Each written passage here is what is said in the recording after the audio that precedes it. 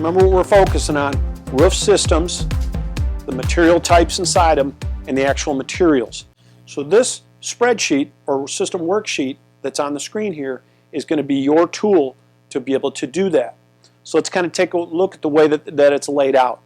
So if you look along the bottom here, you'll see that there's a handful of tabs that you can work through to be able to understand the different things that have to be set up when we get into the admin system for FCS Estimate.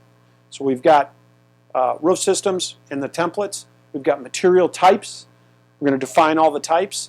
We're going to define what we call materials other. And then we're going to dive into the materials for each of the specific systems. And this worksheet's going to help you accomplish that. Okay, so first off, we need to set up the system defaults. So we're going to set up a system default labor rate, and that's going to be your actual cost to perform the work. Okay, that should include burden, it should include insurance, it should include everything that it costs for your average man who installs a roof. Then we're going to put labor markup. Okay, so this is the amount that you actually mark up your labor, and this is, below that is what you mark up your material. From there we've got a tax rate. Make sure that if you work across multiple tax rates, you put the more expensive of the tax rates that you work across. And remember, these are just defaults. We can literally change these per estimate, per template, and just about any other place that you need to change them. So after we've set those up, we're going to start to focus on roof systems. Okay, so you remember the hierarchy, so we're going to focus on roof systems first. We're going to go down, we're going to scroll down, and we're going to actually click on the roof system tab there, and we're going to list the roof systems we're trying to accomplish. Now, for the purpose of this exercise, I'd recommend you just focus on one, but it's a good idea to map out your expectation for what you're going to build. You can also map out the different templates. So there was EPDM, we're going to do mechanically fastened, we're going to do fully adhered, and maybe ballasted, and that would be in the future. Now, there's also something we should talk about, and that's manufacturer options. So if you want to build a Firestone template, this is a little bit more of an advanced environment. We recommend that you stay with generic templates to start with, and then after you master the generic templates, then you get into the Firestones and the Manvilles and the different things like that. There's a couple different ways to do it. There's some easy ways, but there's some drawbacks to it, and there's some more complex ways to where you actually create systems based around those manufacturer options.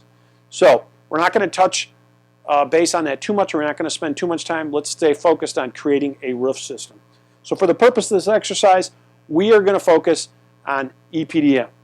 So we're going to move from this tab, which is roof systems and templates, and we're going to go to the material types tab. Now this allows us to build material types for all of the different systems that we're going to be putting into FCS Estimate. We're going to focus on one, and here's the EPDM one.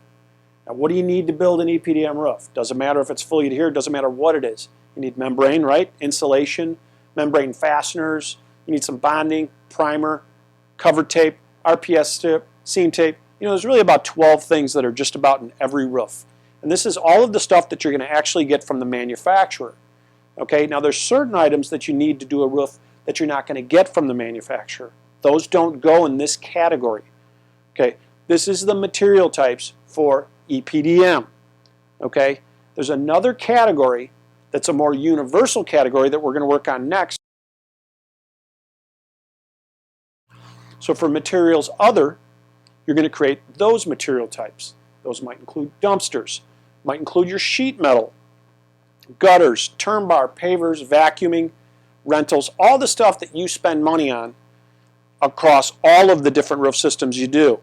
Okay, so you might use these other items in a PVC roof or a TPO or a tear-off, but this kind of becomes your catalog of the different things that you have.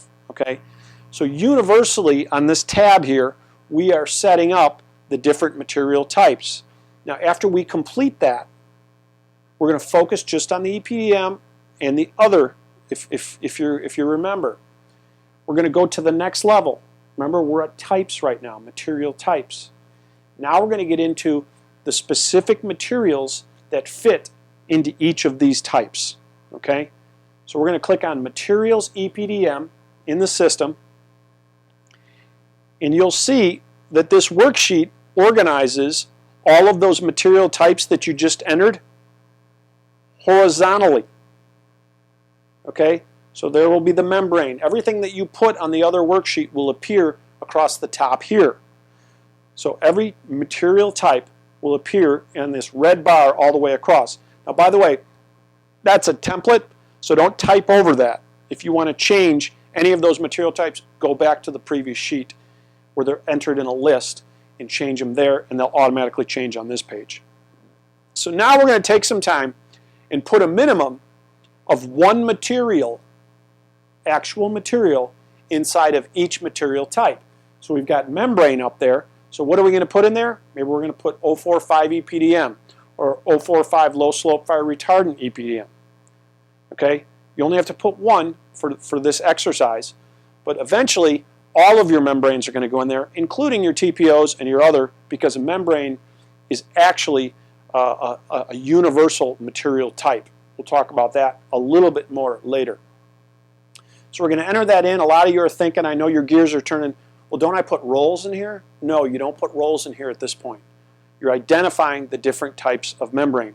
And after you finish the membrane, you're going to move over to the bonding, you're going to move over to the insulation and the different components and the different materials that appear underneath each of the material types. And this is going to help you organize exactly how things are going to appear within the system. But again, we're putting one for each of the material types that we established on the previous page. So it'll look something like this. Under the membrane, we've got 7 or 8 different membranes. We've got some insulation inside there. We've got our membrane fasteners, and we got some bonding. And that'll work all the way across all of those material types that you're going to enter that. One thing to note on, you may notice that it says screws and plates. We recommend that that's the way that you do it. Instead of having a separate category for plates, you just have membrane fasteners, which includes screws and plates. We remember on the pricing that we always have to add 9 cents to each of the price of the screws to cover the cost of the plates. Okay, so how's this looking? Looking like we're getting pretty organized here? That's what this is all about, is it's organizing all of your materials before we start to key it into the system. And your life will be a whole lot easier, and you won't walk through a bunch of stuff without having the ability to know exactly where you're going to end up. All right, so this becomes our roadmap of the different materials that fit into the material types, which once again fit into the actual roof systems. There's another tab along the bottom for other materials, and what we're going to do there is we're going to do the same thing. Now under coping, I would just recommend you put large coping and medium coping, and don't get into the actual sheets. The sheets are a little bit more advanced. Same with the gravel stop, just do large and medium. Okay, and counter flashing, reglet, and surface. So we're trying to keep things simple here as we originally set these up. We can dive in deeper with sheet metal after that. So focus on just large and small. Underneath disposal, under dumpsters, you're going to put the different dumpsters that you use. But after we finish both of these, putting these generic materials underneath the material types for both EPDM and other, what I want you to do is actually highlight the materials that you put under, say, membrane, and I want you to copy those. Then I want you to go over to a new tab that's called Materials. Okay? And you're going to take those materials and you're going to paste them into the material list. Okay? So that whole list is going to get pasted right under the line Materials.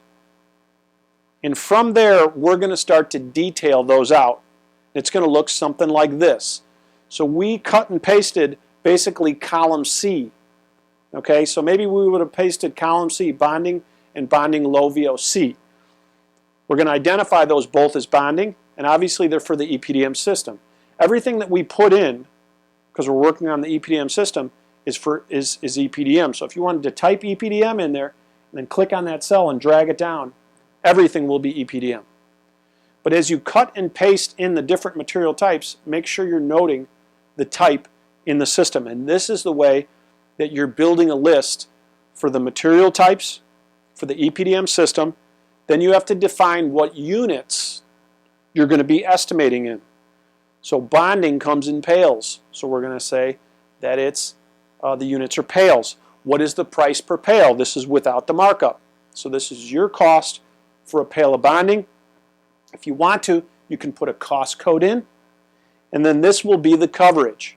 So if you get 300 feet to a pail, you can just put 300 in there. And then when you get to the last column, it is default. And if it's the default product, you're going to put yes in there. And what that means is every time that you pull up an estimate that has bonding in it, it's going to default to that particular product. Okay? Default for as many of the material types as you can, because that makes it so that when you estimate, the most logical choice of all the materials are going to drop in there. And of course you can change them on a job-to-job basis. But when you're done with this, it looks something like this. Okay, everything's EPDM. Everything has a different material type. Everything has a material associated with it, has a unit, has a price, has a cost, has a code for an accounting code if you want, and has the different coverage rates. Now certain things, if you're putting in lap sealant as just a tube, you can put it as each, and then the coverage rate for each is going to be 20, which is 20 feet per tube. Okay? Or a pipe boot, if you put it as an each as opposed to a box, then the coverage rate is 1. Okay? So you have the ability to put it in several different ways, and that's really going to be up to you. And that's why it's so important that you figure this stuff out first in the big picture before you start keying a bunch of stuff into the system, because it's a whole lot easier to figure it out when you can see it on the big picture here than spending the time ticking and tacking inside of the system. Okay, so this is our goal here, is to arrive at a list of materials that ultimately we're going to import into the system.